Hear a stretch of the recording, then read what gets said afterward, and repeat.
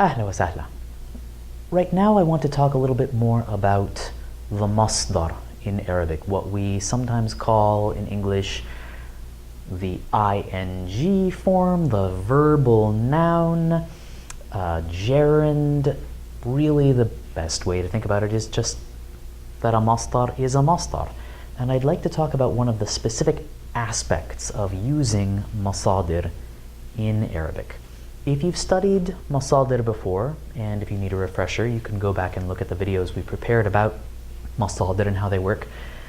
You probably remember that one of the ways of thinking about them is that they are the ing form, the verbal noun, the idea of writing or eating or talking or whatever the case may be.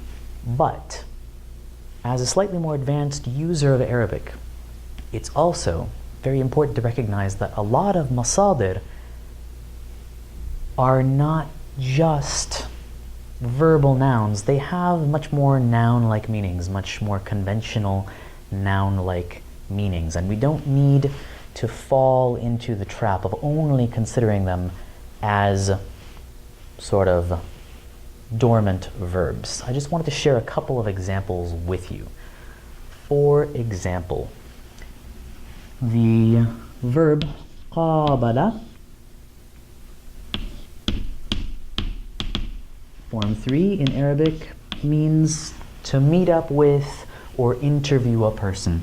So if we wanted to, it could be tempting to think of al-muqabala, the masdar form, as interviewing.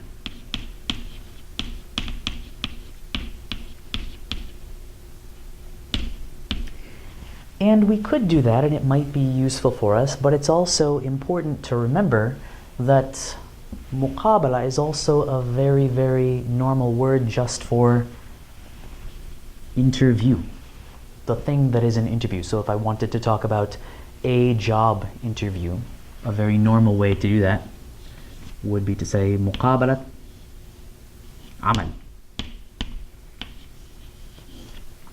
That's an indefinite idafa, right? A job interview. So not just interviewing, not just the verbal idea, but a noun, this thing that is an interview, a sit down with a person.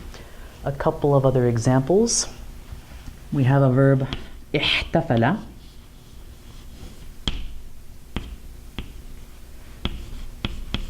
in Arabic, that kind of means to celebrate or to have a party. If we're celebrating something in particular, we would have a b at the end. So the masdar is al-ihtifal, which we could render as celebrating,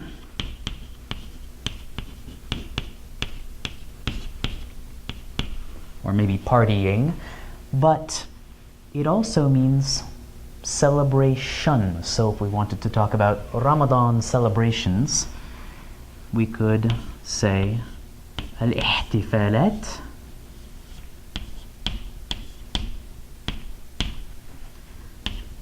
Ramadaniya.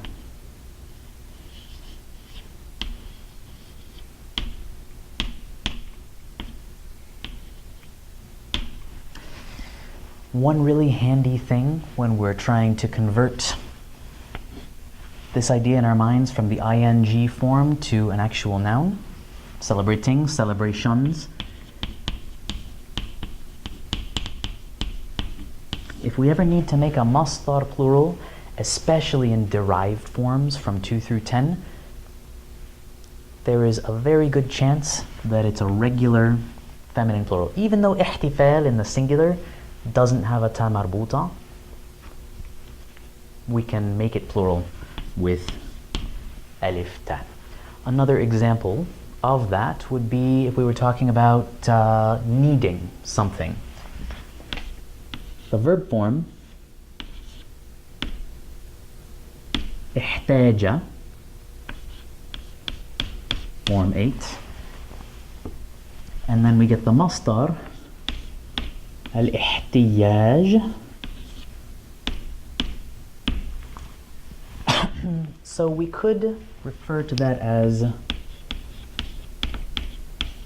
needing, ing, but we could also just call it a need. احتياج or al-ihtiyaj would be a very normal way to talk about a need as a noun. So if we were talking about basic human needs, we could say in Arabic al-ihtiyajat.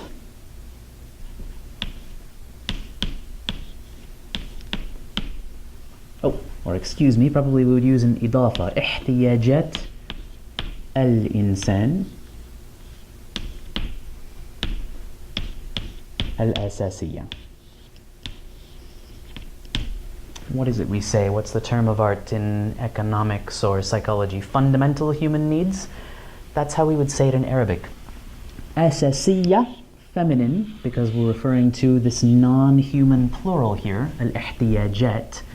So the adjective that describes it is feminine singular. And once again, even though al-ihtiyaj, the verbal noun, the masdar in the singular, doesn't have a ta marbuta, I can pretty much count on pluralizing it with an alif ta. There are lots and lots of useful nouns that we get from masadir. We don't even need to change them. We can just employ them. It's not 100% sure. It's not always a completely safe bet, but if you are trying to express an idea as a noun and you know a verb that you can turn into a noun-like idea, often you will wind up with the correct term if you can pull off this little change.